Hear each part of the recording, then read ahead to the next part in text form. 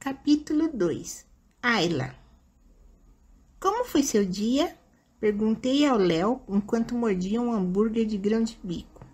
Aquela era uma das únicas coisas que me impedia de me revoltar contra as idas à igreja toda quarta e domingo. Sempre que voltávamos de lá, minha mãe me deixava comprar um sanduíche na hamburgueria da esquina. O que era muito feio da parte dela. Nós duas sabíamos que era um suborno, e dos grandes. Mas, por enquanto, eu estava feliz em ser subornada. Foi tenso, não conseguia prestar atenção em nada. Meu professor de biologia chegou até a me chamar no fim da aula para me perguntar se estava tudo bem. Ah, é um CDF mesmo. Provoquei porque sabia que ele odiava ser chamado assim, como se fosse ruim ser inteligente. Meus professores nem prestam atenção em como eu tô. Não, mas seus súditos devem prestar, rebateu com a língua afiada, me fazendo soltar uma risada. Um ronco escapou da minha garganta antes que eu tivesse tempo de suprimi-lo. Meu primeiro impulso foi de cessar a risada e pedir desculpas, mas relaxei. Já tínhamos passado por isso, o Léo e eu. A primeira vez que aconteceu, ele não disse nada. Na segunda também não. Mas na terceira não aguentou. Se você tiver que pedir desculpas toda vez que ri, vou ser obrigado a retirar qualquer coisa minimamente engraçada das nossas conversas. Ai, desculpa. Pedi mais uma vez por força do hábito. É que todo mundo me zoa por causa dessa risada, então acabei pegando o hábito. As pessoas são idiotas, resmungou chateado. A voz dele ficava engraçada quando dizia alguma coisa fofa.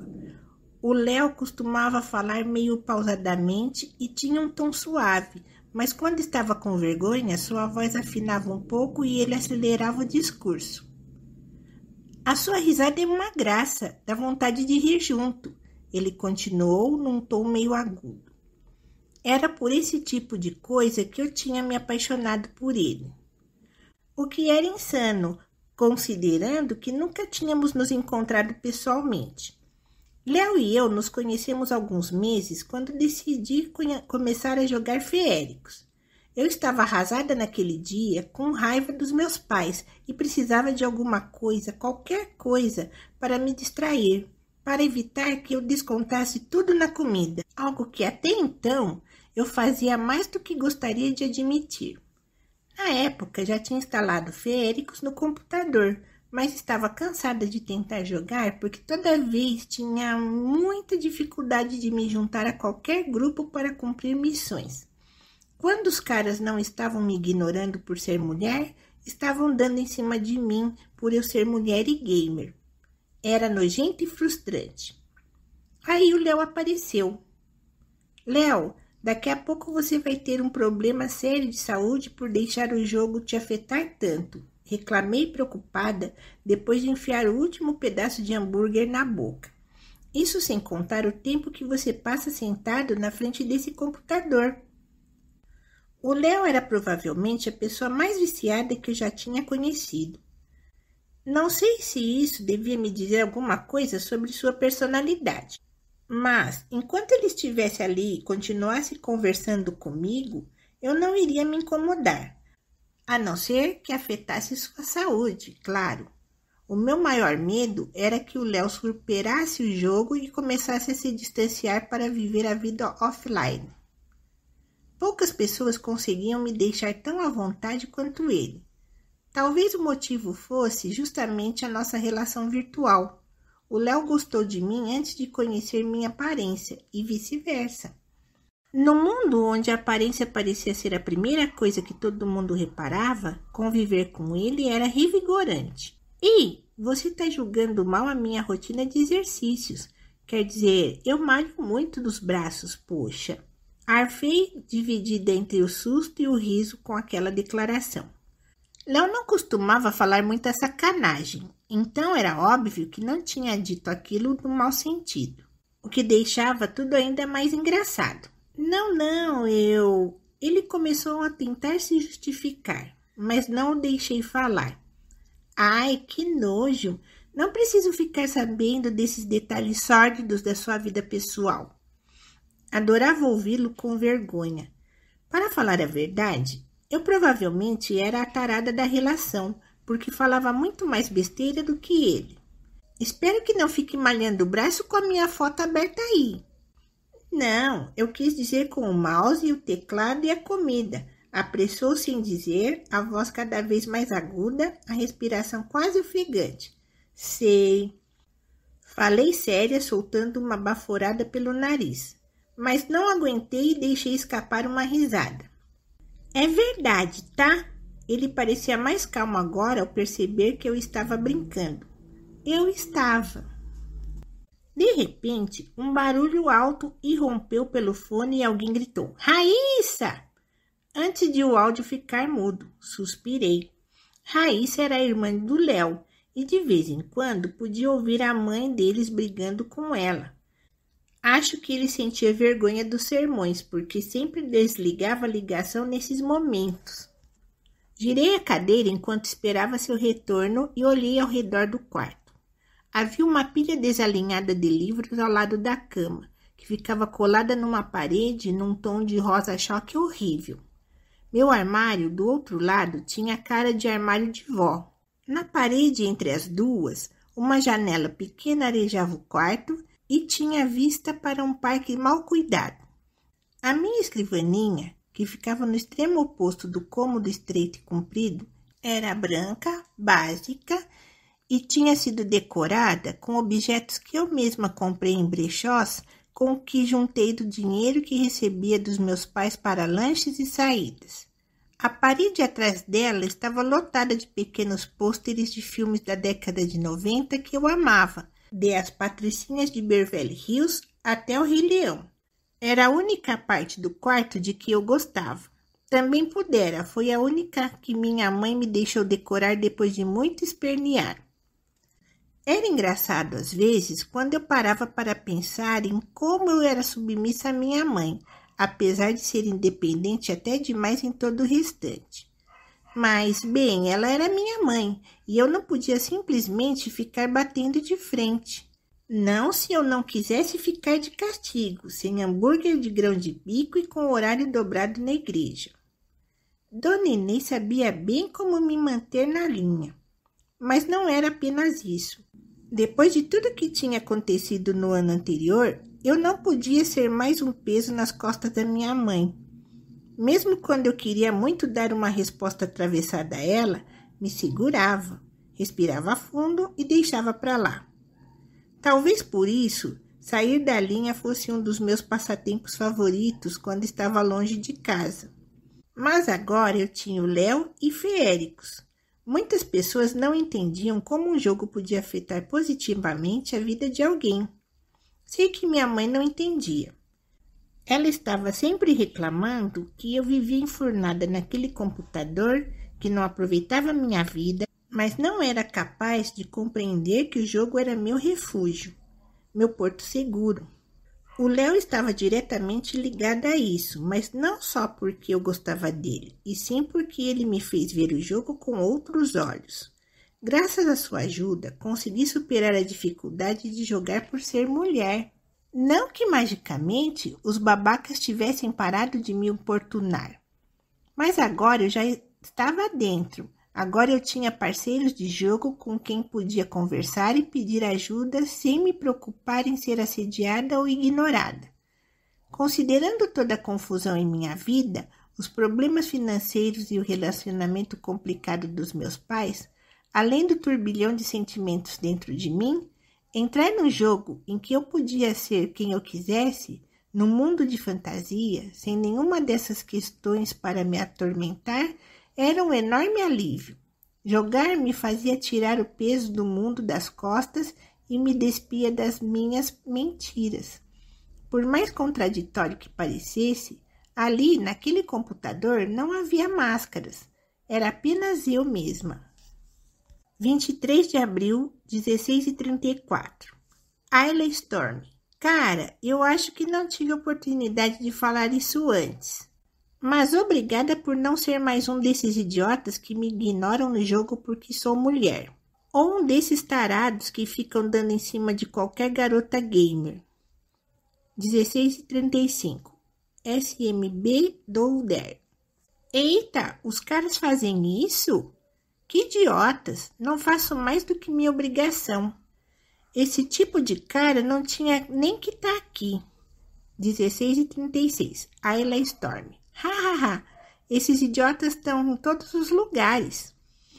Eu sei que não devia ser assim, mas é que é tão difícil encontrar caras como você que não tem como não agradecer. De vez em quando até topo com umas pessoas legais, mas é raro. E como comecei há pouco tempo, acho que fica ainda mais difícil. 16h37, SMB Douder. Fica tranquila então, se tá comigo, tá com Deus. Vou te apresentar uma galera da hora. Passaram por uma inspeção altamente seletiva para falar comigo. 16h39, Ayla Storm. Hahaha. Olha, assim vou ser obrigada a aceitar. 16h41. SMB Douder. Me adiciona no Skype que eu te coloco lá no grupo. leo.lopes04@hotmail.com. Capítulo 3, Raíssa. Tô tão empolgada, exclamou Gabriele com um sorriso no rosto enquanto retirávamos os ingressos na bilheteria do cinema. Não consigo acreditar que essa garota é nossa amiga há 1 ano e nunca nem assistiu Senhor dos Anéis, reclamou Léo, bufando para mim com uma expressão desapontada no rosto. Assenti-me virando em direção ao balcão de comida ao lado dele. Estou decepcionadíssima com a gente. Já fomos melhores, Léo. Pois é. Baixamos a cabeça, olhando tristes para o chão, enquanto colocávamos o braço um no ombro do outro. Atrás de nós, Gabi deixou escapar uma risada e bateu nas nossas costas. Deixem de ser bobos. O importante é que não só vou ver agora, como vamos ver no cinema. Léo e eu nos soltamos do abraço e nos viramos para Gabi. Nós 3 nos entreolhamos e começamos a rir empolgados e a dar pulinhos de alegria. Léo e eu amávamos cinema e tínhamos introduzido Gabi à nossa tradição de ir atrás de toda a promoção que tinha na cidade, como 2 cachorrinhos esfomeados. Desde a semana anterior, o cinema do shopping perto da casa do Léo estava com um circuito de filmes clássicos nos horários da tarde, durante a semana. Hoje era dia de Senhor dos Anéis. Não podíamos ter ficado mais felizes com essa escolha de filme. Nós 2 amávamos Tolkien, tanto quanto amávamos cinema. Talvez até mais. Aquela era a melhor combinação que podia existir. Com os ingressos em mãos, Gabi comprou uma pipoca bem grande para dividirmos e entramos na sala, a mochila carregada de guloseimas que comprávamos em enormes quantidades para economizar. O Léo e eu já fazíamos aquilo havia tanto tempo que nem precisávamos combinar nada. Assim que a palavra cinema era mencionada, nós sabíamos exatamente o que fazer. Eu comprava os chocolates, ele as balinhas cheias de açúcar. E tudo tinha começado lá no 7º ano do fundamental. Seus pais haviam se mudado para a cidade no começo daquele ano, e o Léo não conhecia ninguém na escola. Ele entrou na minha turma, mas nos falamos poucas vezes. Sempre fui meio bicho do mato com quem não conhecia, e o Léo logo virou super popular. Ele era bonito, engraçado, bobão e conseguia se dar bem tanto com os meninos idiotas, quanto com as meninas que ficavam babando por ele. Foi o suficiente para torná-lo o centro das atenções. Mas, pouco tempo depois, durante um passeio da escola naquele mesmo ano, estávamos todos sentados em rodinha, comendo juntos e conversando, quando os meninos começaram a falar besteiras com conotação sexual. Coisas que deixaram muitas meninas de senho franzido e algumas outras, que queriam parecer maduras demais, fingindo que entendiam as piadas, mas provavelmente iam caçar o significado na internet mais tarde. Foi quando Léo admitiu que não ficava vendo foto de mulher pelada, que não via graça nessas coisas. Acho que não tinha noção nenhuma do quão maldosos os meninos da escola podiam ser, mas a partir daí começaram as piadas nada engraçadas. Viadinho, baitola, menininha. Era só um deles entoar o coro que todos repetiam. As professoras tiveram que interferir e o choro de Léo, depois de 5 minutos sendo provocado, não ajudou em nada a melhorar a fama dele. Após esse dia, no entanto, o Léo me surpreendeu.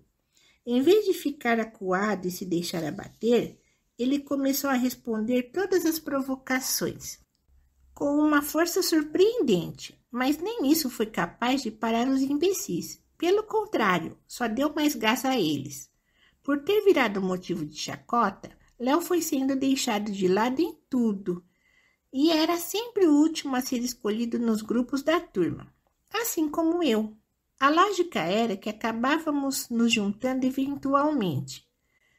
Mas o que realmente nos uniu foi quando um dia, passando perto de um canto escondido da escola, ouvi o Léo discutindo com outros 3 garotos que o empurravam. Na mesma hora, saí correndo para procurar alguém. O inspetor Samir e eu chegamos no momento em que ele recebeu o primeiro soco. O autor do golpe foi suspenso na hora. No dia seguinte, Léo sentou ao meu lado na sala e se juntou a mim durante o intervalo. E de repente nos tornamos inseparáveis. Gabi só foi se unir à nossa dupla no 2º ano do ensino médio. Ela era nova na escola também e não demorou muito para que a gente se aproximasse. O santo bateu de cara. A Gabi era uma pessoa fácil de conversar, fácil de lidar. Justamente por isso, acabou ficando um tanto mais popular do que nós dois, mas nunca abandonou nosso trio, nem mesmo quando o namorado dela, Juliana, entrou em cena, nem mesmo quando ele começou a implicar com o Léo, e os dois passaram a se alfinetar sempre que estávamos juntos. O filme começara fazia quase meia hora quando meu celular apitou. Eu ignorei, concentrada na tela, até que, quando estava levando uma pipoca à boca, percebi que o barulho da notificação não era o do meu celular oficial. Vinha do celular que eu usava com a Ayla. Fiquei quase 10 minutos, ou pelo menos foi o que me pareceu, mas podem ter sido 2, tentando controlar a ansiedade de saber o que ela queria antes de desistir e enfiar a mão no bolso para pegar o aparelho. Ei, guarda esse celular, Gabi reclamou. Ela estava sentada do meu lado direito, entre mim e Léo. Diminui o brilho da tela e coloquei a mão na frente para não atrapalhar, mas Gabi me cutucou. Não acredito que você está quebrando sua própria regra. Quase quis me bater. Eu tinha mesmo dito para Gabi, pouco antes de entrarmos na sala, que a experiência de ver Senhor dos Anéis no cinema só seria completa se a gente não se deixasse distrair pelo mundo exterior. Sem olhar para nós, o Léo levou a mão ao rosto da Gabi e o virou para a tela, para que ela voltasse a prestar atenção no filme. Gabi quase pulou de susto com o toque dele. Mesmo no escuro, pude vê-la corar de vergonha. Deixa a Raíssa, sussurrou ele. Ela que vai perder essa experiência incrível. E se você ficar prestando atenção nela, vai perder também. Abri um sorriso sem graça. Desculpa, é rapidinho. Acrescentei enquanto respondia a mensagem da Ayla. Ela tinha mandado uma foto dela mesma sentada à escrivaninha, o computador atrás de si, com a legenda solitária. Minha vontade era de sair correndo para lhe fazer companhia e abraçá-la bem forte. É aquela menina? Perguntou Gabi baixinho, voltando o olhar para mim e então para o celular em minhas mãos. Eu apenas assenti sem olhar para ela, antes de desligar o aparelho e apontar para a tela do cinema, indicando que a gente voltasse a assistir. Tinha certeza de que meu rosto estava completamente vermelho e não quis olhar para Gabi com medo de que ela percebesse. Mas depois disso também não consegui me concentrar no filme. Gabi sabia da Ayla, quer dizer, sabia que a Ayla existia. Sabia que eu tinha um perfil masculino no jogo e que tinha conhecido uma garota que pensava que eu era um menino. Eu não pretendia contar, mas ela acabou ouvindo uma conversa minha com o Léo uma vez e tive que dizer a verdade, em parte. Contei que acabei me aproximando de uma menina por causa do jogo, como amiga, e que talvez ela tivesse se apaixonado, e eu não sabia como resolver aquela confusão. Mas era só isso. Gabi achava que o sentimento não era recíproco. Ela achava que eu tinha me afeiçoado a Ayla e não sabia como contar a verdade agora, depois de tanto tempo, porque não queria magoá-la. Ainda assim, já era o suficiente para me julgar por isso, como se já não bastasse minha própria culpa. Gabi não sabia que eu gostava de meninas. Não porque eu não confiava nela ou por achar que ela não aceitaria ou que ia contar para todo mundo. Eu só não estava pronta. Eu tinha 12 anos quando percebi que era lésbica. Antes disso, eu já sabia que era diferente. Sempre que assistia aos filmes da Disney, ficava sonhando em ter alguém como a Jasmine tinha o Aladdin, como a Mulan tinha o Shang. Mas, ao mesmo tempo, a cada menino que eu conhecia, a cada passeio de mãos dadas e selinho escondido nos passeios da escola, mais decepcionada eu ia ficando por não sentir absolutamente nada, exceto, talvez, repulsa. À medida que fui crescendo, minha atração por personagens femininas só aumentou. A princípio, eu achava que era porque eu me identificava com elas, ou porque queria ser como elas. Aquele friozinho que eu sentia na barriga devia ser apenas admiração, certo? Afinal, sempre que as pessoas ao meu redor falavam de casais, era homem e mulher, menino e menina. Meus parentes queriam saber dos meus namoradinhos, não das namoradinhas. Toda vez que eu tentava comentar com os meus pais sobre ter visto 2 homens de mãos dadas ou 2 meninas se beijando, eles desconversavam. Às vezes dizia que era assunto para adulto. Às vezes respondiam que eram só amigos demonstrando carinho. Então, com o tempo, aprendi que não devia perguntar sobre aquilo. Nunca. Com 12 anos, quando ganhei meu primeiro computador, comecei a assistir Grey's Anatomy. Foi a primeira série que assisti online, sozinha, sem medo dos meus pais passarem pela sala e me encontrarem vendo alguma cena constrangedora.